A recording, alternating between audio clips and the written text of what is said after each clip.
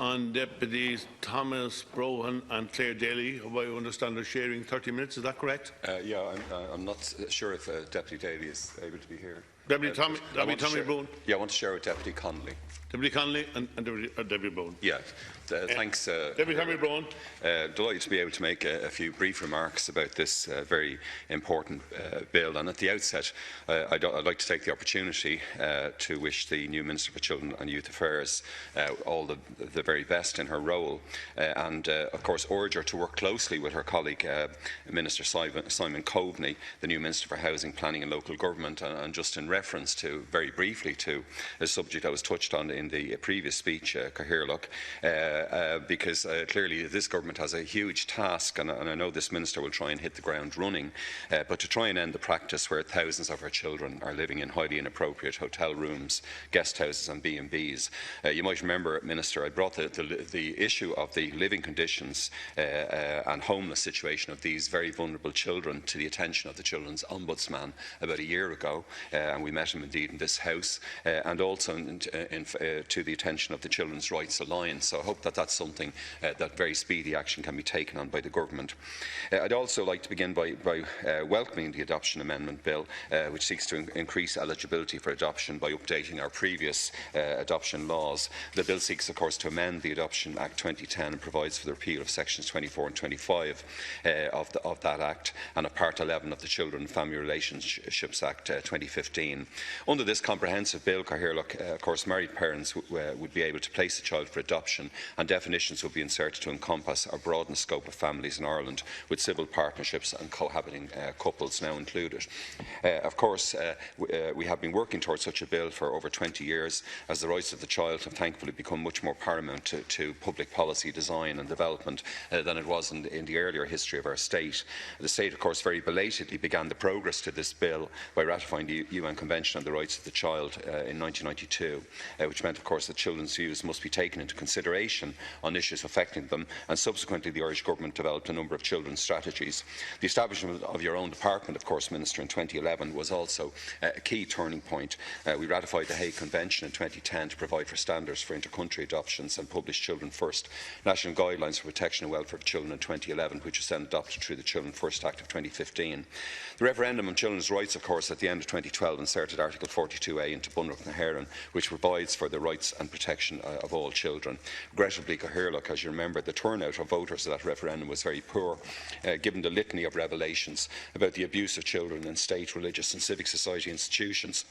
The insertion of the article to the Constitution, of course, required legislation, and this bill, I know, as the Minister noted earlier, seeks to address these provisions, the provisions on adoption, and as an implementation, indeed, of the referendum decision of our people. As mentioned above, I welcome provision for amendments to the Principal Act where definitions will be updated to more accurately reflect the landscape of families in Ireland. Section 10 of the bill provides for the amendment of Section 20 of the Principal Act, substituting each occurrence of a married couple with, and I quote, a married couple, a couple who are civil partners of each other, or a cohabiting couple, end of quote. I particularly welcome Section 12, which amends Section 23 of the Principal Act with the insertion of Section 23(1)(a)(2), increasing the maximum age of the child can be adopted to 18 years of age from 7, and I of course welcome provisions for same-sex couples to be able to adopt. This further strengthens our acceptance and understanding of families headed by same-sex couples following the historic day almost exactly a year ago when the country overwhelmingly voted in favour of marriage equality. Section 25 of the bill also rectifies a situation whereby when a step-parent wants to adopt a child, the parent also had to in effect adopt their own child by amending Section 58 of the Principal Act. The previous Section 58, of course, it was a ridiculous anomaly where the partners of step-parents wishing to adopt their child lost their parental rights and had to then adopt their own child to regain those rights. I note, however, that there doesn't seem to be anything in the bill to address closed adoption.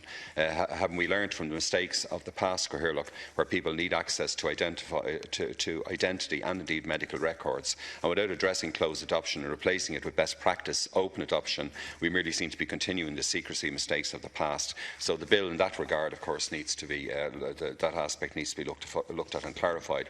When Minister Fitzgerald was the First Minister in the department, I questioned her many times regarding appropriate adoption information and tracing services in place for citizens seeking to trace their relatives. And Minister Fitzgerald made several commitments to place the adoption information and tracing provisions on a statutory footing.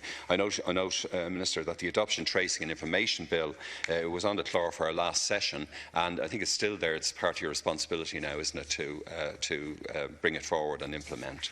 Minister Fitzgerald, of course, detailed to me the work on a number of occasions, the work of the Adoption Contact Preference Request run by Adoption Authority of Ireland, and informed me how large volumes of files relating to adoptions had been transferred to the HSE but hadn't been processed up to the end of 2013, leading to many adopted persons, of course, experiencing huge difficulties in obtaining any information on their natural relatives. I indicated my concern at the time at the low level of resources committed to the Adoption Information Tracing Service, which is something else the Minister might address in the context of the new legislation. I'd also like to draw your attention, Minister, to some concerns my colleagues have regarding Section 14, where the High Court may give custody of a child to prospective adopters and to authorise dispensing with consent to adoption.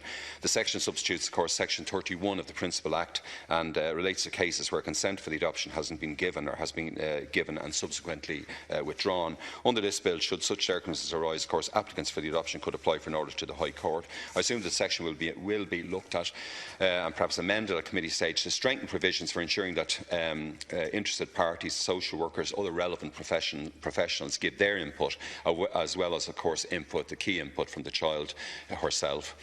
This also relates to Section 23 of the bill, which amends Section 54, subsection 2 of the Principal Act, and again relates to so-called parental failure. And we refer to that, the previous speaker referred to that key section as well, where the state acts, as the bill says, as the guardian of the common good.